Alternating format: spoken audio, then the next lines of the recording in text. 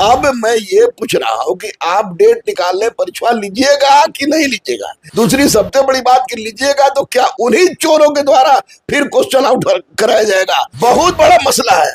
इसमें बहुत सारे लोगों ने गहना रख के खेत बेच के बीएड कराया था, अपनी बेटी को, अपनी वाइफ को, खुद को उन लोगों ने बीएड कराया था। और लगातार परीक्षा लेने के क्रम में, गुंडागर्दी वाला परीक्षा लेने के क्रम में ये लोग का एज खत्म हो गया। दूसरी बात, सप्लीमेंट्री रिजल्ट आप दीजिए जब चोर पकड़ा रहा है, चोर का सीट खाली हो रहा है, बहुत सारा चोर भाग जा रहा है, तो सीटवा कहाँ हो गया।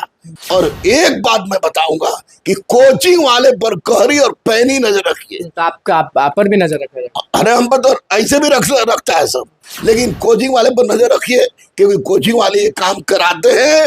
मैं 94 से जानता हूँ। दुश्मन बन जाएंगे सबके, बार बार आप कोचिंग वाले को बोलते हैं तो। दुश्मन कौन? मेरा दोस्त है। बजरंगबली छोड़े कोई दोस्त नहीं है।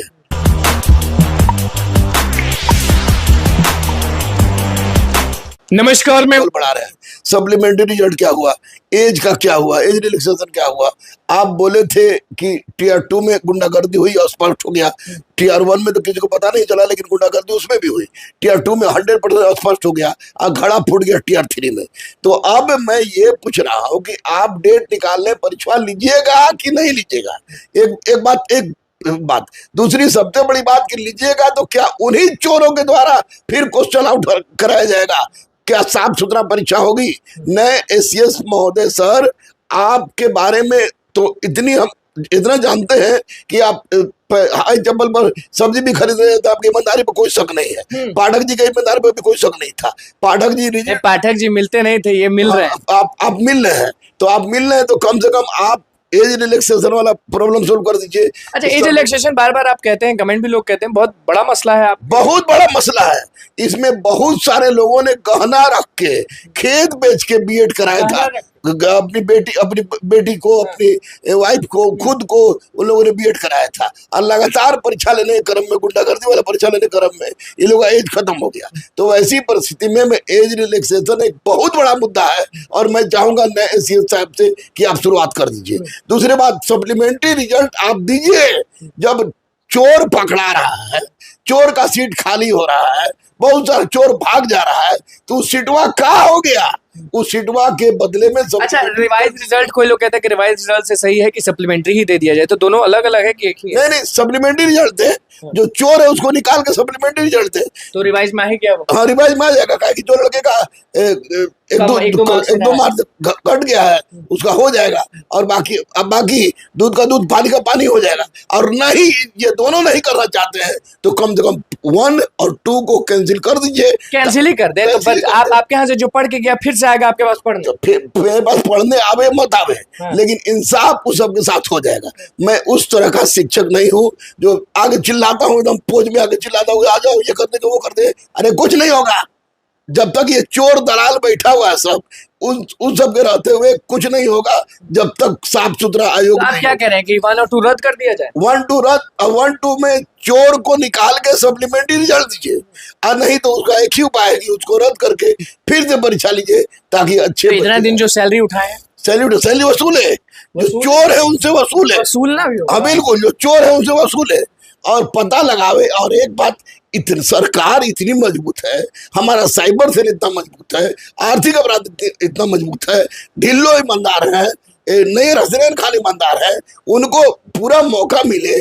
और एक बात मैं बताऊंगा कि कोचिंग वाले पर कहरी और पैनी नजर रखिए। तो आप पर भी नजर रखिए। अरे हम पर तो ऐसे भी रखता है सब। हम कौन है? आप बोलते हैं तो आप डरते भी होंगे। बजरंगबली को छोड़ किसी के बाप से नहीं डरते। कोचिंग वाले आप भी हैं, गुरु का आप भी हैं, तो आप पर भी नजर रखा जाएगा। नजर रखे तो कम से कम हमारे बहाने सब पर तो रखे, लेकिन कोचिंग वाले पर नजर रखिए क्योंकि कोचिंग वाले ये काम कराते हैं। मैं 94 से जानता हूँ। दुश्मन बन जाएंगे सबके, बार बार आप कोचिंग वाले को बोलते हैं तो। दुश्मन कौन? मेरा दोस्त है। बजरंगबली छोड़े कोई दोस्त नहीं है। मतलब बच्चों के लिए जो गलत करेगा वो दुश्मन है। जो गलत करेगा वो हमारा दुश्मन है। और दुश्मन है तो है हिम्मत तो कुछ करके देखे, कबार देंगे धर के। हाँ, खुला चैलेंज दे रहे हैं, लेकिन बच्चों के साथ नाइंसाफी हम बता। सप्लीमेंट्री आपने बोल दिया, 1 और 2 के बारे में आपने बोल दिया। अब ये बताएं कि आरक्षण के लाभ वाले पे बोलिएगा कि चुप हो जाइएगा? क्या नहीं, आरक्षण नहीं, हम उस शर्त पर नहीं बोलेंगे कि बिहार के बच्चों को भी सब जगह आरक्षण अगर देते हैं तो कोई बात नहीं है। कोई दिक्कत नहीं। बिहार के बच्चों को कहीं आरक्षण नहीं और दूसरे बच्चों को बिहार में आरक्षण, ये तो डूब मरने की बात है। आयोग को डूब मरना तो चाहिए। बाहर में दिव्यांग अभ्यर्थी जो है वो भी लाभ उठा लिया आरक्षण का, फिर महिलाएं जो है वो भी उठा ली। और ये वही बोले कि आयोग को डूब मरने की बात है कि हमारे यहाँ खाना बना नहीं और दूसरे के यहाँ खाना हम परोस दिए।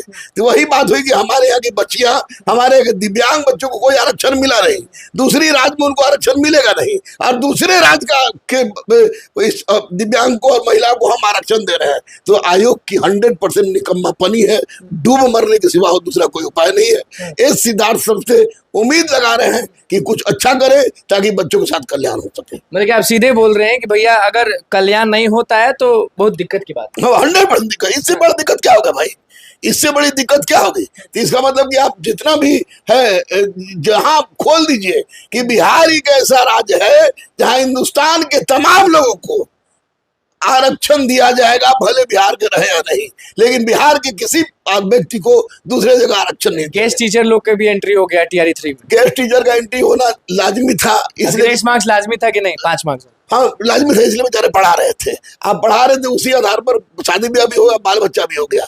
बच्चों की दूध की आवश्यकता होती है, बच्चों की किताब की आवश्यकता होती है, तो गेस्ट टीचर को मौका मिला है, इससे मैं खुश हूँ। लेकिन परीक्षा हो जाएगा ना, क्योंकि अभी तक बार बार टाला जा रहा है, कभी जब तक आयोग नहीं सुधरेगा और जब तक माननीय मुख्यमंत्री खुद स्टेप नहीं लेंगे, तब तक ये परीक्षा पर ग्रहण इसी तरह लगा हुआ है। चुनाव खत्म हो गया है, सारे लोग कमेंट कर रहे थे और सारे लोग पूछना भी चाह रहे थे कि हम आपके पास पहुंचे और आपसे पूछें, क्योंकि आपने कहा था कि एक लेटर पे हर चीज शिक्षक अभ्यर्थी अपना पॉइंट लिखें और उसके बाद आप लेटर लेके जाएंगे BPSC आयोग में। तो वो लेटर कब तक पहुंचने वाला है, ये बस हम जानना चाहते मैं तैयार हूँ।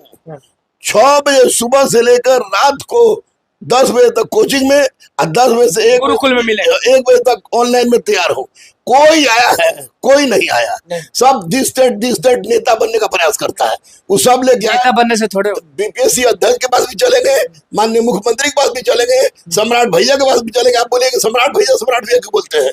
जिस आदमी को मैं 25 साल से भैया बोलता हूँ। गमछा तो बदल गया। नहीं गमछा नहीं, ये गमछा इसलिए बदल गया है कि बाकी गमछा धोने चला गया था, इसलिए ऑरेंज पहनते तो सब बोलता है कि नहीं भाजपा को चीज जो देश की बात करेगा, राष्ट्र की बात करेगा, छात्र की बात करेगा, रहमान उसी के साथ है, चाहे भाजपा हो चाहे कोई हो, उससे कोई मतलब हमको नहीं है। तो लेटर के लिए अगर शिक्षक अभ्यर्थी पहुंचते तो आप उनका हाथ पकड़ के जाएंगे, हाथ पकड़ के लेके जाएंगे, मुख्यमंत्री से मिलने का प्रयास करेंगे और मिल लेंगे, क्योंकि वहाँ के जो OSD है वो हमारे रिश्तेदार है, वो बोलेगा खुशखबरी दीजिएगा। जब लड़के चलाए तब, जब लड़के चलाए तब आएंगे तभी। अब अकेले तो अकेले जाकर तो बोलेगा तुम टीचर है, तुम नेता बनता है, यही बोलेगा। तो लड़के आए, लड़के आते नहीं है, और बाकी 4-5 स्टूडेंट्स भी अगर पहुंच जाए तो आप उनके जो 5 स्टूडेंट सकारात्मक समझता हो, अहिंसा पर विश्वास करता हो, हक की बात जानता हो, आ जाएंगे तो चलेंगे। सम्राट भैया के पास तो मैं कभी भी जाऊंगा, अगर मैं अकेले भी चला जाता हूँ तो लड़कों को विश्वास नहीं होगा। इसीलिए मैं निश्चित रूप से लड़के आए, मैं चलने के लिए तैयार हूँ और रहूंगा। पीछे हटने का आदि में नहीं था, ना हूं न रहूंगा। चलिए, तो आप इंतजार किस बात का कर रहे हैं? शिक्षक अभ्यर्थी जो कमेंट करते हैं कि गुरु रहमान जा नहीं रहे, आप लोग पहुंचिए ना 5 लोग, उसके बाद अगर नहीं जाते हैं तो हम है ना, हम फिर पहुंचेंगे। गुरु रहमान सीधे कह दिए हैं कि हक की लड़ाई भैया लड़ेंगे जरूर। अभ्यर्थी पहुंचे हमारे पास और 5 लोग को लेके जाएंगे CM नीतीश कुमार के पास और सबसे पहले उनसे बात करेंगे। और BPSC आयोग के बारे में क्या कहे वो आपने सुन लिया। सप्लीमेंट्री हो या एज रिलैक्सेशन हो, डोमिसाइल हो, डोमिसाइल पे एक लाइन थोड़ा सा, डोमिसाइल नीति लागू होना चाहिए। 100% डोमिसाइल नीति लागू होने चाहिए। माननीय मुख्यमंत्री जी, बहुत बहुत बधाई 12 सीट के लिए।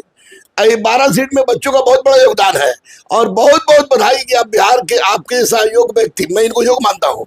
नीतीश कुमार के बारे में कोई भी कुछ कहे, लेकिन इतना तय है कि नीतीश कुमार एक अच्छे एडमिनिस्ट्रेटर हैं, और मैं अच्छे हैं, तो फिर अभ्यर्थी को अब अच्छा सोच रहा हूं। तो इसीलिए मैं अब चाह रहा हूँ कि माननीय मुख्यमंत्री जी, आप डोमिसाइल नीति लागू